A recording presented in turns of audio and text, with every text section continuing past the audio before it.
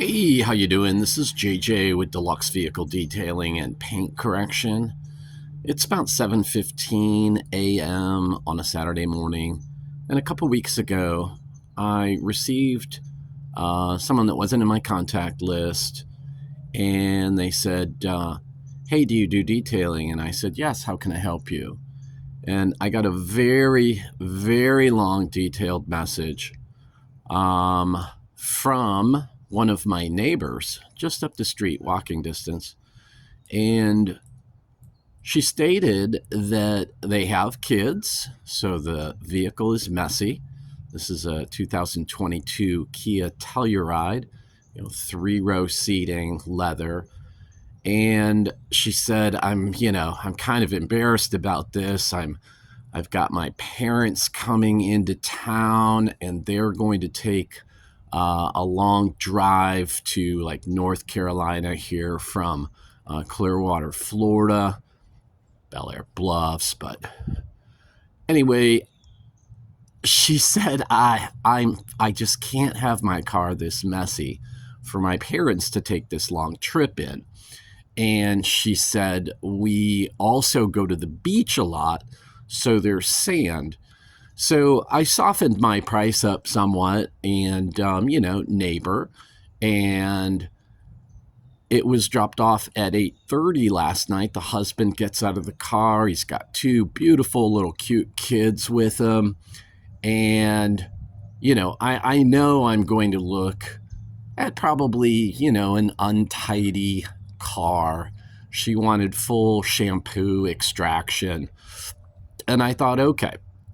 So I gave her a price. But as long as this text was all about the vehicle and the circumstances around it, well,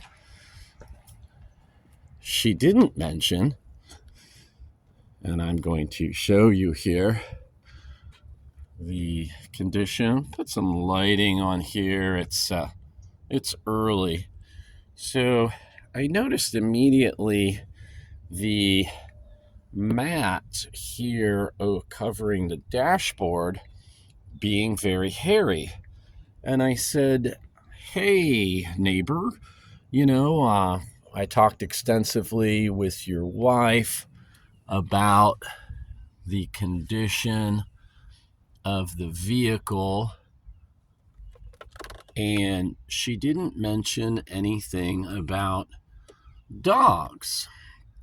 She didn't mention anything about keeping her seats covered," which is relatively a good thing. I mean, the seats are covered, right? So it's not all scratched up. He says, "Oh, that's where the little dog lays while we're driving." So there's multiple dogs. I asked about the white substance on the mat. He said it was like vanilla latte. And I have an upcharge for pet hair. I had already given her my price. We had talked about, shampooing, not shampooing. And I felt like I had been having a pretty thorough conversation with, a client that I've never met before. And I wasn't quite expecting this. Now, while I was talking about the circumstances with the detail at 8:30 with two kids, and they're getting antsy after 20 seconds, and I've got to do a walk around on this vehicle. Yeah, this is sand, or well, it's kind of like a beach. I said to him, "Hey, I knew that this was going to be in pretty rough shape, and I knew there was going to be some sand, and that you had children." And she mentioned something about them following the rules. Markers, tape, pencil boxes. I asked her to remove all personal items from the vehicle prior to drop-off. So I'm going to be busy today. Now, I signed up for this, but I had an idea in my mind that in my neighborhood in Bel Air Bluffs, my neighbors generally take pretty nice care of their vehicles. And when a woman goes on and on about, oh, the kids didn't follow the rules about being messy, and she wasn't kidding. So anyway, if it hadn't been a neighbor, I would have been dropping some additional pricing onto this job. But being that it's a neighbor, I didn't. And luckily, and problem solving is sometimes a big part of detailing. My Makita 5200 compressor, I had all this stuff out for a job yesterday. I have learned to do back-to-back jobs that have similar needs, like polishing jobs and coating jobs. I've got everything, set up, ready to go. And then that car leaves and everything is all set up in my garage and it's all good. So I'm going to be putting my VacMaster 5-gallon. This is truly a beast of a compact vacuum. I've got my little McCulloch, I think it's a 1375 steamer. That is my $6,000 Edict Endeavor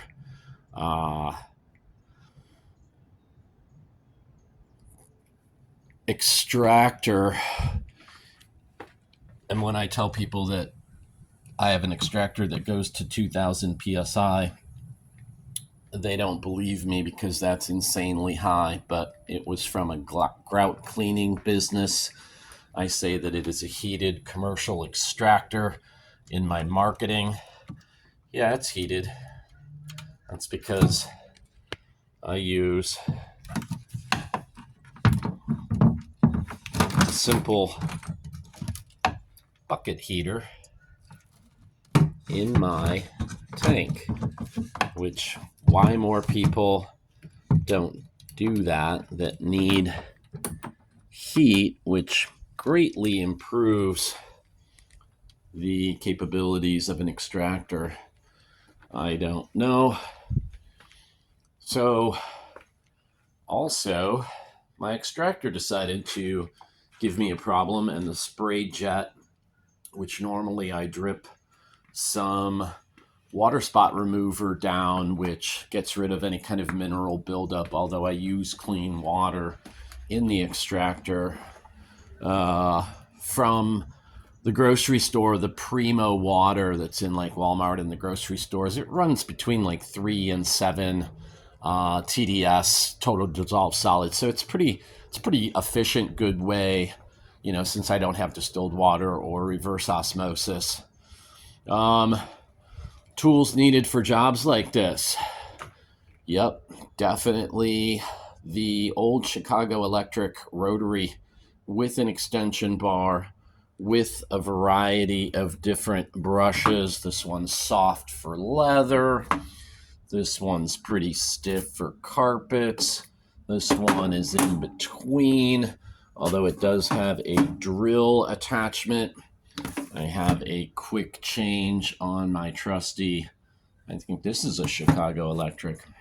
And then I have a crapped out dual action that's got a problem with the speed control. Just pop the Velcro pad onto carpet. If it's the kind of carpet you can do that to without harming it, and you just set it to a speed where it stalls and the thing just shakes and it shakes up all the sand out of the carpet, and then you vacuum it up in the same process at the same time.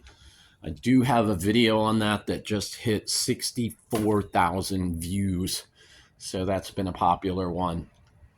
And then, just the accompaniment of all kinds of scrub ninjas there in the bag, and brushes, and all kinds of picks, and interdental jam cleaning for the dentist side of things. Really good on leather for perforations, excuse me, that are stuck with stubborn things. I spray a little rinseless on the brushy part of those. So I'm just kind of give you an overview here.